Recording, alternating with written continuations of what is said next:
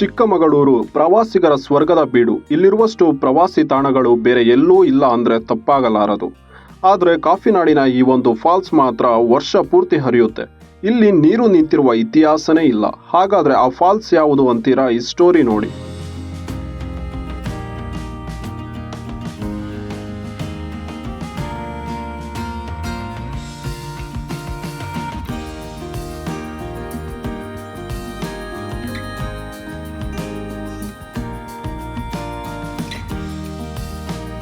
ಹೌದು, ಇದಂತೂ ಅಕ್ಷರಶಃ ಸತ್ಯ. ಯಾಕಂದರೆ ಫಾಲ್ಸ್ಗಳು ಕಾಣಸಿಗೋದು ಪ್ರಕೃತಿಯ ಮಧ್ಯದಲ್ಲೇ.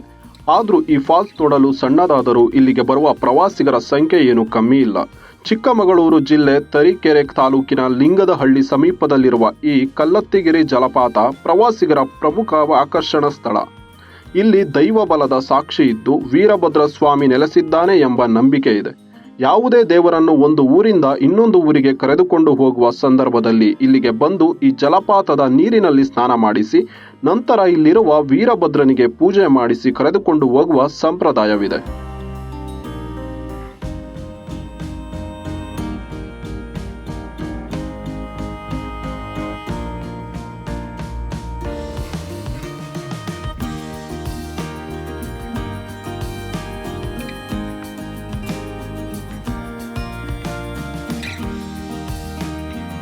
ಹೌದು, ಈ ಜಲಪಾತವು ಚಂದ್ರದ್ರೋಣ ಪರ್ವತದ ತುದಿಯಲ್ಲಿ ಹುಟ್ಟುವುದರಿಂದ ಈ ನೀರಿಗೆ ಔಷಧಿಯ ಗುಣಗಳೂ ಇವೆ.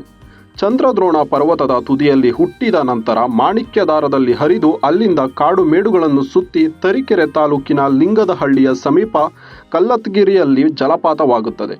ನಂತರ ವೇದಾವತಿ ನದಿ ಸೇರಿ ಅಲ್ಲಿಂದ ಮಾರಿಕಟ್ಟಿ ಡ್ಯಾಮ್ ಸೇರುತ್ತೆ. ಈ ಜಲಪಾತದ ನೀರು ಚಂದ್ರದ್ರೋಣ ಪರ್ವತ ಹಾಗೆಯೇ ಅಲ್ಲಿರುವ ಪ್ರತಿ ಗಿಡಗಳು ಕೂಡ ಔಷಧಿಯ ಗುಣಗಳನ್ನು ತನ್ನ ಬೇರಿನಲ್ಲೇ ಹೊಂದಿವೆ.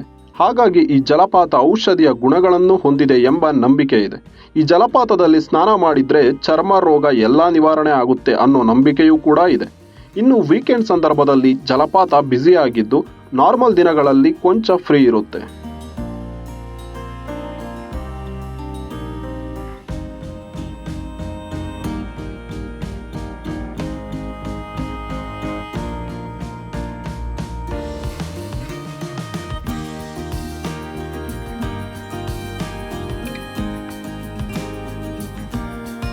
ಇನ್ನು ಈ ಜಲಪಾತ ಚಿಕ್ಕಮಗಳೂರು ಜಿಲ್ಲಾ ಕೇಂದ್ರದಿಂದ 72 ಕಿಲೋಮೀಟರ್ ದೂರವಿದ್ದು ತರೀಕೆರೆಯಿಂದ 24 ಕಿಲೋಮೀಟರ್ ದೂರ ಆಗುತ್ತದೆ. ಇಲ್ಲಿಗೆ ಸರ್ಕಾರಿ ಹಾಗೂ ಖಾಸಗಿ ಬಸ್ಸುಗಳ ವ್ಯವಸ್ಥೆ ಇದ್ದು ಪ್ರವೇಶಕ್ಕೆ ಯಾವುದೇ ಶುಲ್ಕವಿರುವುದಿಲ್ಲ.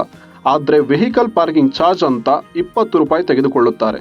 ಒಟ್ಟಿನಲ್ಲಿ ನೀವೇನಾದರೂ ಚಿಕ್ಕಮಗಳೂರು ಕಡೆ ಟ್ರಿಪ್ ಪ್ಲಾನ್ ಮಾಡಿದರೆ ಈ ಪ್ಲೇಸ್ಗೆ ತಪ್ಪದೇ ವಿಸಿಟ್ ಕೊಡಿ.